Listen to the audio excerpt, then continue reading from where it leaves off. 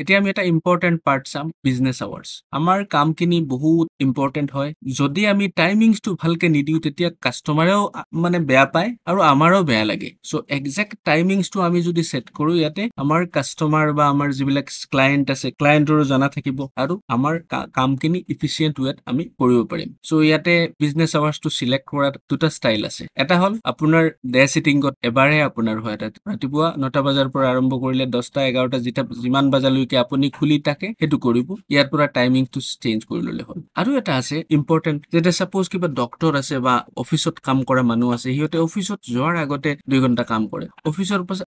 অফিচৰ পৰা আহি পেলাই আকৌ 2 ঘণ্টা কাম কৰে চ' সিহঁতে কাষ্টমাৰ বা ক্লায়েণ্ট যিবিলাক আছে পেচেণ্ট যিবিলাক আছে সিহঁতক টাইমটো পাৰফেক্টলি দিয়াৰ কাৰণে সিহঁতে দুটা চিটিং কৰিব পাৰিব মই আপোনালোকক দেখাইছো এতিয়া মই গোটেইকেইটা ডিলিট কৰি দিছো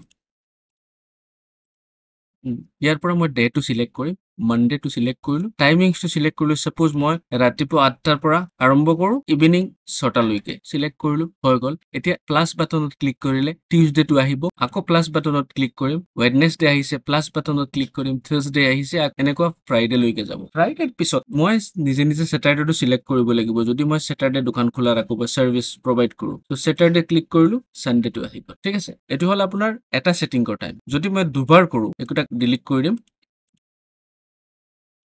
নাও ইয়াতে লিখা আছে এড সেকেন্ড টাইম স্লট তাতে ক্লিক কৰিলো ক্লিক কৰাৰ লগে লগে দুটা টাইম আহিছে মানডে ৰাতিপুৱা 8টাৰ পৰা মই এটো 7টা বনাই দিও 7টাৰ পৰা মই 9টা লৈকে সাৰ্ভিস প্ৰভাইড কৰো বা 8:30 লৈকে কৰিলো ইভিনিংত আকৌ মই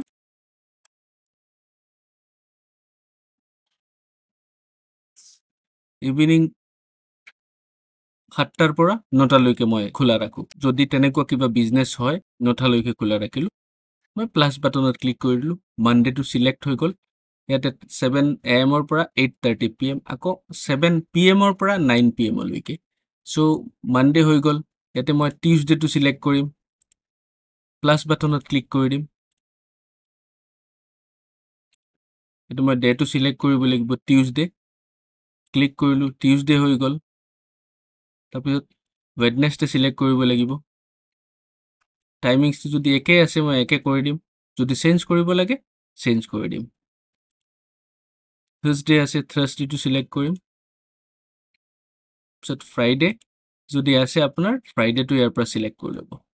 প্লাস কৰি ল'ব যদি স্যাটাৰডে সানডে আপুনি খোলা নাৰাখে লিখিব নালাগে ঠিক আছে সো বিজনেস আৱাৰ্ছটো বহুত ইম্পৰ্টেন্ট ক্লায়েন্টৰ কাৰণে আৰু বিজনেস ওনাৰ বা সাৰ্ভিস প্ৰোভাইডাৰ যিজন আছে সিহঁতৰ কাৰণে so this is one of the most important thing to register your business টাইমিংছটো আপুনি প্ৰপাৰলি দিবলৈ এখিনি কাম কৰিব লাগিব